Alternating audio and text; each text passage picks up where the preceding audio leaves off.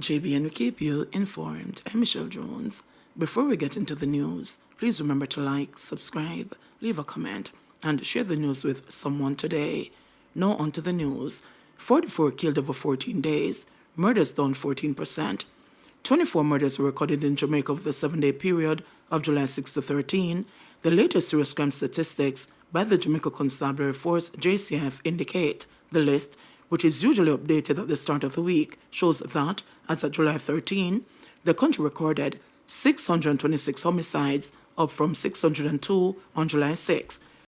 This follows another week of bloodshed prior to and after Hurricane Beryl, where 20 people were murdered between June 29 and July 6. The Category 4 storm swept across Jamaica on July 3. According to the latest murder statistics, this category of crime has declined by 14% year-on-year when compared to the similar period in 2023. As at July 13, some 103 fewer homicides were committed across the country.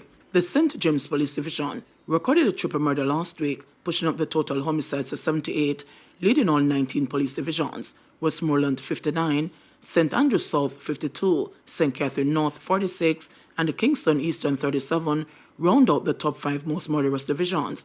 Across all divisions, shootings have decreased by 1%, injured persons decreased by 5 reports, rape is down 32%, robberies down 15%, and break-ins down 7%. Man killed, woman injured in Mandeville shooting. The driver of a Markex motor car was shot dead, and a woman wounded on West Road in Mandeville on Sunday night.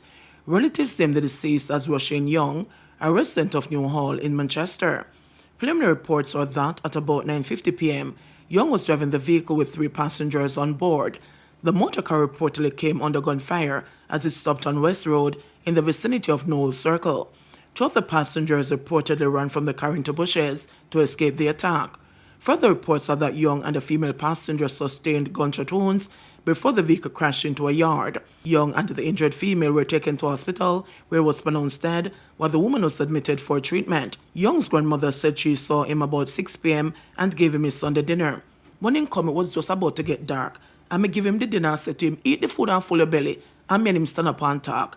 And then him left and said he was going back to the bar, she said. After him left, him brother come to the house and dropped him on the car and said, Roshane dead. And me said to him, you're joking, the distraught grandmother added. His death comes within 24 hours of a double murder in Craighead, Manchester. In that incident, 39-year-old Tanisha Burton and a 74-year-old Wilford Mollison were shot dead, and a man hospitalized with gunshot injuries. Investigators attached to the Manchester Police Division are theorizing that the deaths may have been the result of a domestic dispute. Man on police radar shot and killed outside St. Mary Bar. A 23-year-old man was gunned down by a group of armed men in Galena, St. Mary last Wednesday. He has been identified as Geraldo Dare of a Kingston address. The police report that the attack took place about 10:15 p.m. as Dare sat outside a bar on the Lighthouse Main Road. The gunman approached and opened fire, hitting him several times. He ran to a nearby yard where he collapsed. Residents who heard the explosions called the police, who later arrived to see Dare face down on the ground with gunshot wounds to his upper body. He was taken to the Port Murray Hospital, where he was pronounced dead.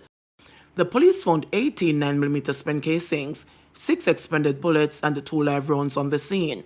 According to sources, Dare had been on the police's radar. It was previously picked up in a section of St. Mary and is sent back to Kingston, where it had been named as a person of interest. The Port Murray Criminal Investigations Branch, CIB, is investigating his murder. Chinese supermarket operators abducted in Spalding robbery. A Chinese-owned supermarket was held up and 2 of its operators abducted during an armed robbery in Spalding, Clarendon, on Sunday afternoon. Police said about mid-afternoon on Sunday, a group of armed men went into the supermarket posing as customers before demanding cash at gunpoint. An undisclosed sum of cash was robbed from the establishment. Police said the armed men then took hostage 2 of the Chinese business people and abducted them from the supermarket. Police said the Chinese were later released in Baileystown, Clarendon. A manhunt has since been launched in search of the armed men. American killed in Trelawney car crash. An American man lost his life in a motor vehicle crash in Trelawney on Monday morning. The deceased has been identified as 42-year-old Evans Hippolyte of a Florida address. Reports are that at about 3:30 a.m., the driver of a Toyota Probox motor car was traveling westward along Kerry Park Main Road, when upon reaching the vicinity of Kerry Park Crossroad, it is alleged that the driver lost control of the vehicle while negotiating a corner and slammed into a bus stop. The American man, who was a passenger in the vehicle, sustained injuries and was taken to the Falmouth Public General Hospital, where he was pronounced dead. The Trelawney police are investigating. 250 small businesses in South Manchester to receive assistance. Some 250 small business persons in South Manchester who have been severely impacted by Hurricane Beryl are to receive support to restart their businesses. Minister of Local Government and Community Development, Desmond McKenzie, made the disclosure during a tour of several communities in the area on Friday, July 12. Persons whose small businesses were destroyed by the hurricane. The STC will shortly commence investigations of those persons and will be providing grants of substantial nature to restart their businesses and get them back on track, McKenzie said. The minister further noted that the devastation seen in communities such as Alligator Pond were quite telling, while adding that most roofs had no reinforcement. He informed that the Office of Disaster Preparedness and Emergency Management, ODPEM, has been advised to ensure that going forward, provisions are made for hurricane straps as part of the toolkit that will be provided across the country. We're going to be making hurricane straps an important component of our messaging, and we're to be providing persons involved in the process of reconstruction of their homes and business places with the straps, he said. The minister further stated that the Ministry of Labour and Social Security will be provided with 200 persons from the Youth Summer Employment Program YSEP to beef up the hurricane relief efforts. In addition, the municipal corporations will join in the relief response with their YSEP intakes. In the meantime, McKenzie said that with the hurricane season underway, persons should always be conscious of what disasters can do and what it has already done to dislocate communities from normal life. He also underscored that care must be taken when building houses, as Jamaica is hurricane prone. During the tour, several relief supplies were provided to affected families. Disc jockey Rico charged with murder and other offences.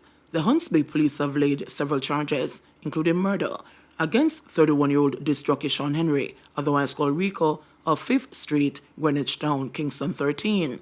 The charges stem from the murder of Ron Seymour, otherwise called Boss, in Greenwich Town on July 4.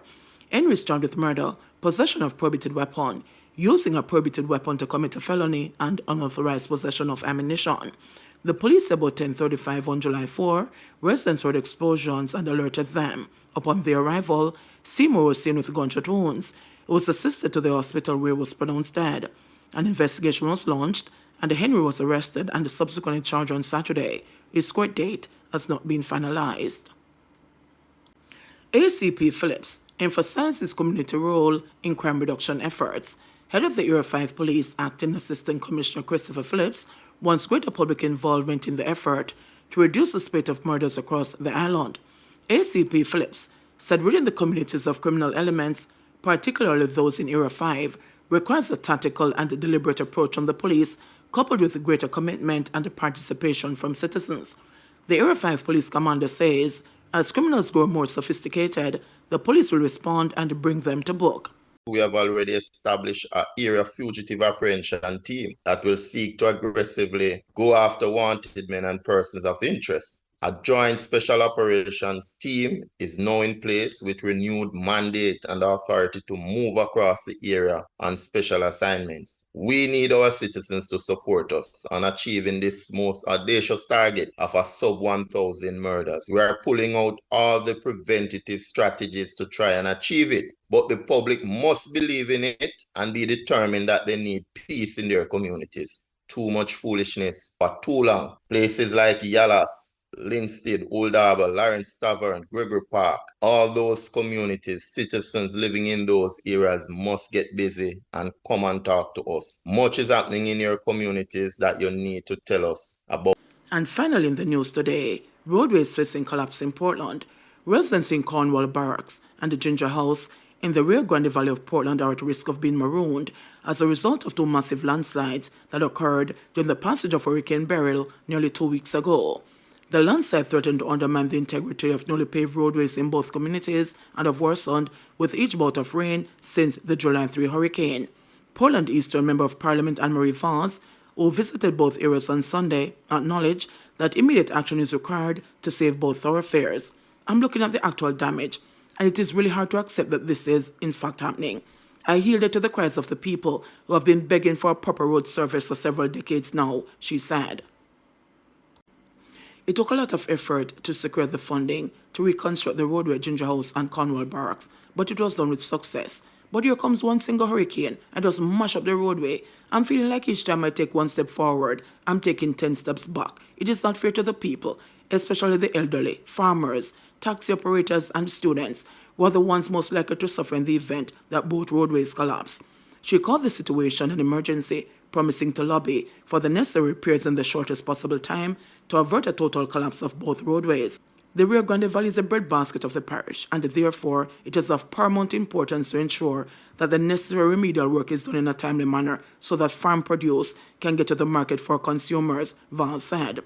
A 2.4-kilometer stretch of roadway was resurfaced at Cornwall Barracks, while a little over 3.2 kilometers was completed in the Ginger House area. The roadworks, which were delayed due to the hurricane, are scheduled to continue. It appears that the rushing waters of the Rio Grande veered to the right in both areas during the passage of the hurricane, washing away boulders and a retaining wall, triggering the landslides. A team from the National Works Agency NWA also confirmed that water from the nearby river has seriously undermined the integrity of the road network in both communities. Meanwhile, several communities in the upper Rio Grande Valley, including Ginger House, Cornwall Barracks, Bellevue, Millbank, Moortown, and Comfort Castle, are still without electricity as a result of downed utility poles and damaged power lines. JBN will keep you informed. Please remember to subscribe, like, share, leave us a comment, and click the notification bell to receive our daily news items.